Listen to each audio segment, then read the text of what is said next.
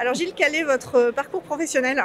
Moi, parcours professionnel, je suis pâtissier à la base, donc rien à voir au milieu de la franchise. Donc 25 ans salarié en pâtisserie, un peu partout en France, que j'ai fait les compagnies en pâtisserie.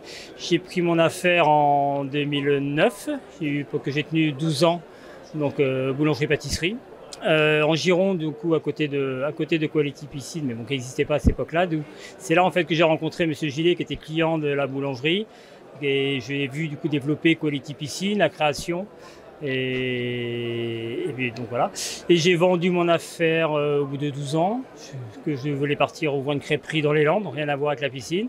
Entre-temps, j'ai dit je vais faire un break un peu, parce que je sortais de prendre une affaire, donc c'est un peu fatigant. J'ai travaillé du coup en intérim, et j'ai fait 3 mois d'intérim chez Quality Piscine, parce qu'il avait besoin de personnel à ce moment-là, donc ça m'a permis de découvrir un peu. Puis après, je suis reparti dans les Landes. Ouvrir mon projet d'ouvrir de crêperie, et puis entre temps ça s'est pas fait parce qu'on a traîné un peu, puis on s'est dit en fait on est bien, on a nos week-ends là, donc on va rester comme ça. Et Fabrice m'a dit, il est venu à la maison, il m'a dit tiens, le mec des Landes s'est désisté, et voilà, et puis ma femme me dit tiens, t'as qu'à prendre une franchise. Et du coup en fait ça s'est fait comme ça. J'ai dit bon cause que je connaissais le projet, donc je voyais, j'avais vu développer de A à Z, je savais que c'était quelque chose de sérieux. Je prenais pas, pour moi je prenais pas de risque et ça m'intéressait. En étant dans le sud des Landes, quand je vois le nombre de piscines, j'étais pas trop inquiet. Ça a été vraiment l'opportunité, mais qu'est-ce qui vous a séduit particulièrement dans ce concept? Mais le service de qualité, le sérieux du projet, voir qu'on fait du travail de qualité quand on va chez les clients. Moi, je faisais de la pâtisserie, donc j'aimais bien aussi que les clients soient contents.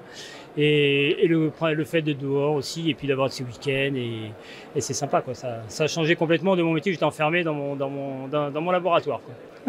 Comment est-ce que vous êtes accompagné au quotidien dans votre développement? Et j'ai pris du coup aussi la franchise, parce que du coup un monde que je connaissais pas spécialement, et pour reprendre une affaire, parce que j'avais déjà pris une affaire la première fois tout seul, donc on est un peu seul justement, et on galère un peu, et quand on a des questions on ne sait pas vers qui se tourner. Là, l'avantage de la franchise, ce qui m'a séduit, c'est que déjà on a le fourgon qui est clé en main, il y a la moitié du travail qui est mâché, on va dire, par rapport à une création que j'avais fait la première fois. Et niveau accompagnement, moi mon point faible c'est un peu tout ce qui est commerce, parce que c'était pas trop mon domaine, je découvrais.